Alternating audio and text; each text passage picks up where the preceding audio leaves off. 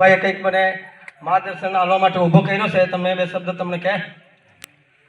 આ તમારે દંડવાળી બાબત 11,000, 12,000, 50,000 ગમે એટલા કરો. દંડ વસ્તુ શું છે તે તમે સમજતા નથી. 1 રૂપિયો જો તમને દંડી દે ને તે બી તમારી ક્રેડિટ ડાઉન થઈ જાય છે. દંડ એટલે તમે શું સમજો છો? હવે આપ બધા પૈસા લઈ કે તમારી ઇજ્જત વધી જાય. તમે 11,000 આજો એટલે તમારી ઇજ્જત વધી જવાની છે એવું કશું નથી. તમે ડામેજ થઈ જવાના છે. પણ એના માટે તમે સમય ફાળવો. તમને દંડ ના ભરવા પડે એવો સમય ફાળવો. તમે જાણી ગયો તમે બેન્ડ વાળાને લાભો છે. આપણો છે કે આ વિષય તમને બંધ નહીં કરાતા. પણ પહેલા વડીલો કોઈ બીજા હોય બારીથી બધા ઉંમરના તેને પૂછી જુઓ. તમે પહેલું હતું આપણી અંદર વગર કામનો આ પૈસાનો ચુરાડો કર્યો છે. તમે 2 પૈસા કમાવા ખાતર કાઠિયાવાડ જાવ છે.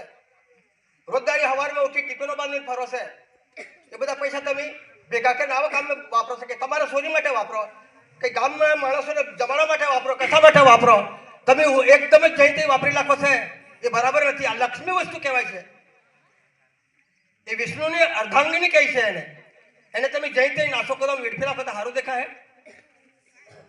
સમય હાચવો. તમે પૈસા વગર ના જોવો તમે.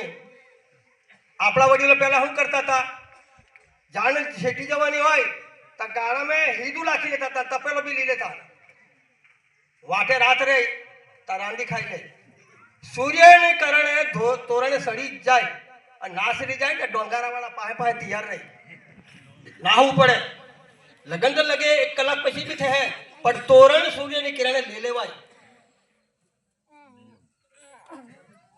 અને અહીં સાતબારા જાન આવેલી હતી. સિંધવાની નહોતી, સિંધવાની હોતી. તે 8 વાગે આવી ગયેલા. તો તમે કેટલાક શેઠાના બધા 150 કિલોમીટરના માણસો જો 8 વાગે આવી જતા હોય એ નિયમોનું પાલન કરે છે. અને અમને મોટે ભાગે છે ને આ નિયમોનું પાલન કરવામાં અમે તો એવું વિચાર્યું છે કે યુવા પેઢીને અમે જાગૃત કરીએ. કાંક લગે અમે રહેવાના. પછી યુવાનોને નથી પૂછતું આ બધું કામ. નાસવા કૂદવા નથી. આ બધા ટાઈમ બગાડે છે. ડાયા કહે છે ડાયાનું માનતા નથી. નહીં બેન્ડવાળા આવે તાજમ નાસવાની મજા આવે. અરે પટ્ટીમાં તમારો નહીં બને.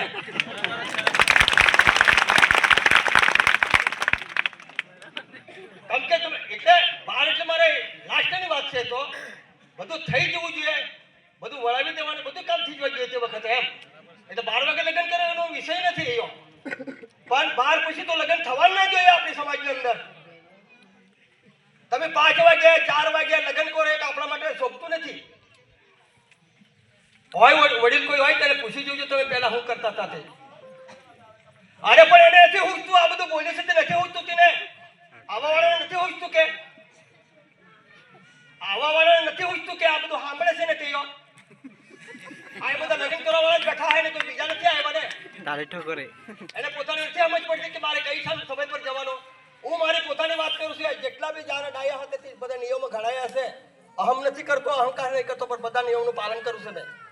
મારા વડીલો નિયમનું પાલન નથી કરતા અને તેના માટે પછી બધા સોરા શું કહે છે આગળના વડીલો નથી કરતા તો અમારે શું કરવાનું? એટલે આમ જતા શું કરે?